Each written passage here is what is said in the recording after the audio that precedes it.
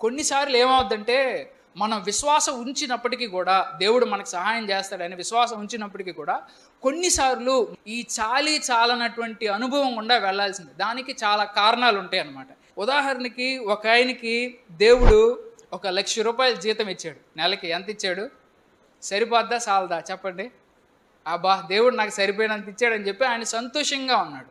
అయితే కొద్ది రోజులకి ఏమైందనంటే ఆ పిల్లోడికి తనకొచ్చే ₹1,00,000 జీతం వల్ల గర్వం పెరిగిపోయింది.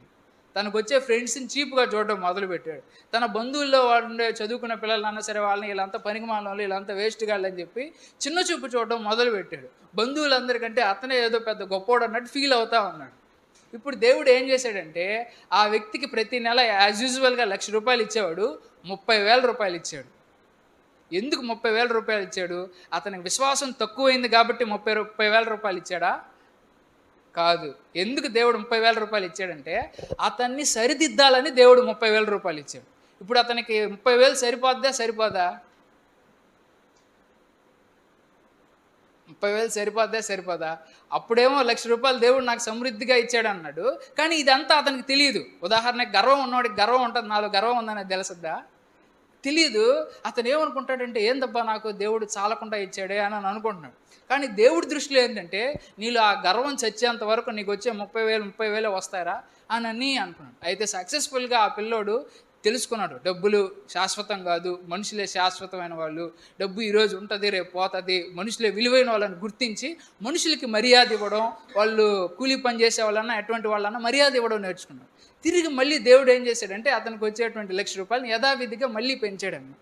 ఇట్లా అతను కొంత దూరం వెళ్ళేసరికి కొంత సమయంలో ఆ ₹1,00,000కి అతిగా తినడం, విపరీతమైన బేకరీ షాపుల్లో తినడం, విపరీతంగా హోటల్‌కి వెళ్ళిపోవడం, విపరీతమైన అన్నీ కొనేస్తా ఉంటా ఉన్నాడు.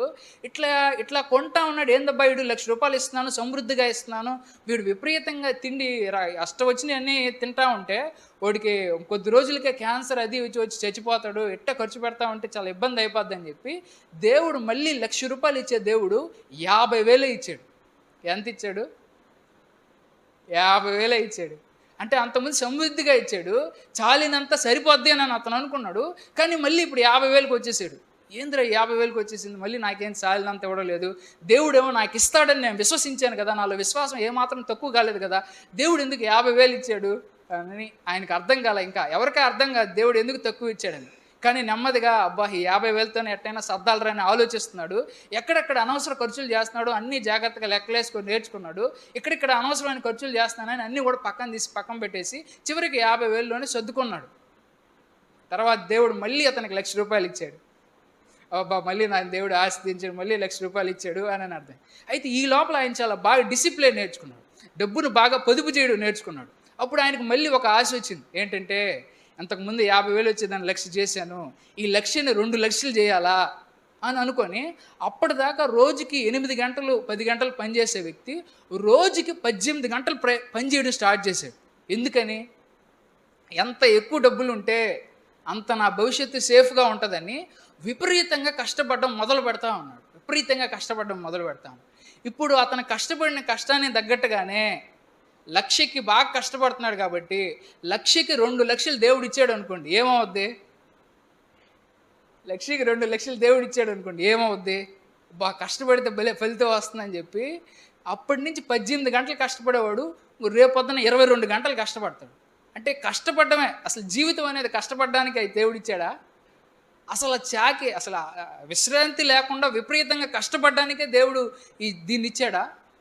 లేదు. మళ్ళీ దేవుడు ఏం చేశాడంటే, వీడికి డబ్బు మీద కాదు, నేనే ఇతన్ని ఆశీర్వదిస్తున్నాను, నేనే వీడికి ₹1,00,000 ఇస్తున్నానని వీడు గుర్తించాలని అంత కష్టపడుతున్నా కానీ అతను చేసే కష్టం వల్ల రూపాయి ఆదాయం రాకుండా చేశాడు. ఏందబ్బా ఇంత కష్టపడుతున్నాను, రూపాయి ఆదాయం రావడం లేదు అని నేను ఆలోచిస్తూ ఉన్నాడు. ఇట్లా మైండ్లో చాలా జరుగుతూ ఉంటాయి. ఇట్లా జరిగి ఎంత కష్టపడినా ఇంక రాదురా, దేవుడు ఆశీర్వదిస్తేనే రావాల్సిందే అని ఒక పాయింట్కి వచ్చేసాడు. అంటే ఇప్పుడు పాఠం నేర్చేసుకున్నాడు. అంటే నా శక్తి వల్ల నేనేదో కోటీశ్వరుని కాలేను, దేవుడు ఆశీర్దిస్తే దేవుడు సహాయం చేస్తేనే వస్తాను ఒక పాయింట్కి వచ్చి ఇప్పుడు నేర్చేసుకున్నాడు. మళ్ళీ దేవుడు ₹1,00,000 ఇచ్చేసాడు. ఎందుకు ఇట్లా మనిషి జీవితంలో ఎత్తులు తగ్గులు ఎందుకు వస్తూ ఉన్నాయంటే, మనిషి విశ్వాసం ఉన్నప్పటికీ కూడా మనిషిలో ఈ భూమి మీద జరిగేటువంటి రకరకాల పరిణామాల వల్ల మనిషి రకరకాలుగా ఆలోచించి అటు ఇటు తప్పిపోతూ ఉంటాడు అనమాట. అంటే దేనికోసం అన్నా సరే దేవుడి మీద ఆధారపడాలి. కానీ దేవుడి మీద ఆధారపడకుండా తన జ్ఞానంతోనో, లేపోతే తన కష్టంతోనో, లేపోతే తన తెలివితేటలతోనో వీటిల మీద మనిషి ఎక్కువ ఆధారపడడానికి ఇష్టపడతాడు. లేదురా నువ్వేదో చేస్తున్నావు కాబట్టి, నువ్వు సంపాదించుకుంటున్నావు కాబట్టి నువ్వు బతకడం లేదురా, నేను బతకాలి అని అనుకుంటున్నాను కాబట్టి నువ్వు బతుకుతున్నావు, కానీ నువ్వు తింటున్నావు కాబట్టి నువ్వు బతకడం లేదు అని చెప్పాలనుకున్నాడు. కాబట్టి దేవుడికి ఆ వ్యక్తి జీవితంలో ఓటములన్నా సరే ఇవన్నీ కూడా దేవుడు చేశాడు. అయితే అతనికి 30,000 ఇచ్చినప్పుడన్నా సరే అతనికి సరిపోద్ది, అతనికి 50,000 ఇచ్చినప్పుడన్నా సరే అతని రోజు జరుగుబాటు సరిపోద్ది అన్నమాట. ఇట్లా మన జీవితంలో ఎత్తులు ఉంటాయి, పల్లాలు ఉంటాయి. బైబిల్లో అపోస్తలుడైన పౌలు ఉన్నాడు. ఆయన ఏమన్నాడంటే, ఆయన కూడా ఒకసారి ప్రార్థన చేశాడు. నాకున్న ఆరోగ్యం సాలడం లేదు దేవా, నాకు మంచి ఆరోగ్యంలో సమృద్ధినివ్వు, నాకు చాలినంత ఆరోగ్యం ఇవ్వు అని ప్రార్థన చేశాడు. లేదు లేదు నీకు ఇచ్చిన ఆరోగ్యం సరిపోద్ది చాలు అని, నా కృప నీకు చాలును అని చెప్పి ఆయన చెప్పాడు. అంటే కొన్నిసార్లు మనం కూడా మన జీవితంలో నాకు 30,000 చాలడం లేదా, 20,000 చాలడం లేదంటే దేవుడు ఏం చెప్తాడు, చాలు చాలు నీకు ఇచ్చిన జీతం సరిపోద్ది, ఈ టైంలో ఆ లెక్క అట్టే ఉండడం మంచిది అని చెప్పి మనకు చెప్తాడు. దీన్ని గుర్తించినటువంటి బైబిల్లో ఉన్న భక్తులు ఏమనుకున్నారంటే, బైబిల్లో హబక్కూకు లాంటి భక్తులు ద్రాక్ష చెట్లు పంట పండినా పండకపోయినా, కొట్టులో ధాన్యం ఉన్నా లేకపోయినా, పశువులు పాలిచ్చినా ఈగిపోయినా, అవి ఎట్టున్నా కానీ నేను యెహోవాను బట్టి ఆనందిస్తాను అని మనుషులు నేర్చుకున్నారు. ఇవన్నీ ఎప్పుడు నేర్చుకున్నారు? వాళ్ళ కష్టంలో ఉన్నప్పుడు నేర్చుకున్నారు.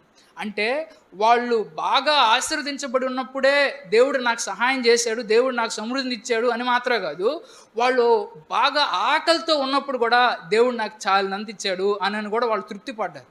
ఎందుకని? కొంతమంది ఓవర్గా తినేస్తారు. ఓవర్గా తినడం వల్ల హార్ట్ అటాక్ అన్నా సరే, ఒబేసిటీ అన్నా సరే, ఎక్కువ ఫ్యాట్ పెరిగిపోవడం, కొలెస్ట్రాల్ పెరిగిపోవడం వల్ల ఒక వ్యక్తి జీవితం తొందరగా చచ్చిపోతారు. తెలుసా మీకు? అతిగా తినడం వల్ల. ఇప్పుడు ఒక వ్యక్తిని అతిగా తినబాకరా అని ఎట్ట చెప్తాడు దేవుడు? ఒక వ్యక్తికి డబ్బులు ఇస్తా ఉన్నాం, విపరీతంగా తినేస్తా ఉన్నాడు, అతనికి ఫాస్టింగ్ పెట్టాలి. ఫాస్టింగ్ పెట్టాలంటే ఏం చేయాలి? ఇచ్చే డబ్బులు కట్ చేయాలి. అప్పుడు ఏం చేస్తాడు ఆ వ్యక్తి? అయ్యి కొనుక్కొని తిండు, కొద్దిగా కడుపు ఖాళీగా ఉంటుంది. కడుపు ఖాళీగా ఉన్నప్పుడు బాడీలో ఉన్న కొవ్వు కరగద్ది, బాడీలో ఉన్న కొలెస్ట్రాల్ కరగద్ది, ఒబేసిటీ అంతా తగ్గద్ది, మిగిలినవన్నీ కూడా నెమ్మదిగా కంట్రోల్లోకి వస్తాయి. ఒకవేళ ఆ వ్యక్తికి ఆ సమయంలో కూడా ఎక్కువ డబ్బులు ఇస్తే ఆ వ్యక్తి మరింత ఎక్కువగా చేసి తొందరగా అనారోగ్యంతో చచ్చిపోతాడు. ఏ పని చేయడం కోసం అయితే భూమి మీదకి పంపించానో ఆ పని చేయకుండా మధ్యలోనే చచ్చిపోతాడు. కాబట్టి ఏ సిచ్యువేషన్ జరిగినా, అందుకే పౌలు అంటాడు, నేను బిర్యానీ తిన్న రోజులు ఉన్నాయి, అదేవిధంగా నేను ఆకలితో ఉన్న రోజులు ఉన్నాయి, నేను బాగా మంచి లగ్జరీ హోటల్లో ఉన్న రోజులు ఉన్నాయి, రోడ్డు పక్కన కొనుక్కున్న రోజులు కూడా ఉన్నాయి. అయితే ఏ సమయంలో ఎటువంటి పరిస్థితుల్లో అన్నా నేను నా దేవుడి పట్ల సంతృప్తి కలిగి ఉండడం నేర్చుకున్నాను అని ఆయన అన్నాడు. ఏమన్నాడు? సంతృప్తి కలిగి ఉండడం నేను నేర్చుకున్నాను అని చెప్పి ఆయన అన్నాడు.